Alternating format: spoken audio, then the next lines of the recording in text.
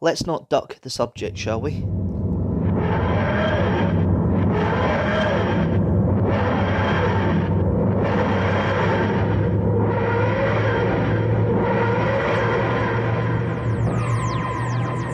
The Witchfinders, the 8th episode of Series 11 of Doctor Who. Now, this is, I think, probably the first proper pseudo-historical we've had this year, because the previous two, Rosa Parks, it wasn't, they had a bigoted alien, a racist alien, but he wasn't really affecting the plot significantly enough to cause any problems. Demons of the Punjab was definitely a pure historical, based on historical setting, and nothing of an alien influence was affecting things. It was all down to politics of the time. This is the first proper pseudo-historical we've done. 17th century Lancashire. King James getting involved in witch hunts, along with the lady of the manor, Becca, being the instigator of the witch trials and the duckings. And by the time the TARDIS crews turned up, 36, including Willa's granny, who gets duked as soon as they turn up. They are the victims of a witch hunt that's going on in the area. King James has come up to try and assist, and it's an interesting little story. It's quite fun. It's based on, obviously, a real life thing with the witch hunts, but then it's got the alien influence with the Moraks. I think that's what they're called, the Moraks.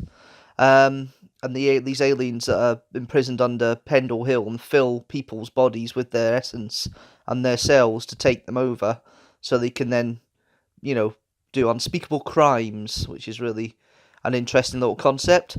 Very standard horror fare for Doctor Who in that respect, but the cast is very good, and I'm finally getting to see Yaz take a more lead role. Graham and Ryan were in the background. I love the fact that Ryan's been hit upon by James I, which is obviously going to his bisexual credentials and what is known as him being bisexual, and being played by Alan Cumming, who is gay himself, is an interesting setup, and it doesn't go into any SJW in that respect. It's purely playing on what's already known about James I in that respect. It just happens to be a gay actor that's playing him.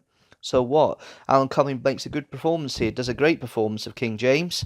Love the pomp and circumstance. We get a little bit about his background and how he feels about the fact his mum, who was Mary Queen of Scots, abandoned him when he was 1. I also like the fact there's a bullying aspect in there as well that Yaz can relate to, with the bully she had when she was at school, and how Willa is being bullied by Becca to keep things quiet, because Becca's the one that's been affected by the Moraks when she cut down the big tree on Pendle Hill, and that's a really interesting little thing. But overall, I did like the story. I did like the idea of it, and I liked the whole thing, and it's a fun one to watch a couple of times, and definitely, as far as I can see, probably the first proper pseudo-historical of the season. As I say, Rosa touched on it, but it never was. It was more about Rosa Parks and that one. This one was definitely a pseudo-historical, based on an alien force, and the last time we had something like that was, what was it? A couple of years ago now, if I remember rightly. That we've had a pseudo-historical that far back. I don't think we've had them for a while. I can't recall off the top of my head what the last pseudo-historical was, but I know it was a couple of seasons ago, and it's good to see them back again. On to It Takes You Away next week. And will it take me away to another place? We'll need to wait and see.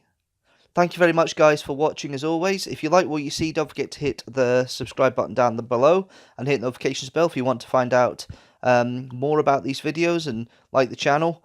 Like and share the video as well, as always. And don't forget to hit and have a look at the playlist up the top there of all the first impressions so far for this series. I'm back next week with a vlog at Sunday 4 PM GMT, and the next first impressions for It Takes You Away will be Monday 4 PM GMT. Until then, thanks so much for watching, and I'll see you later.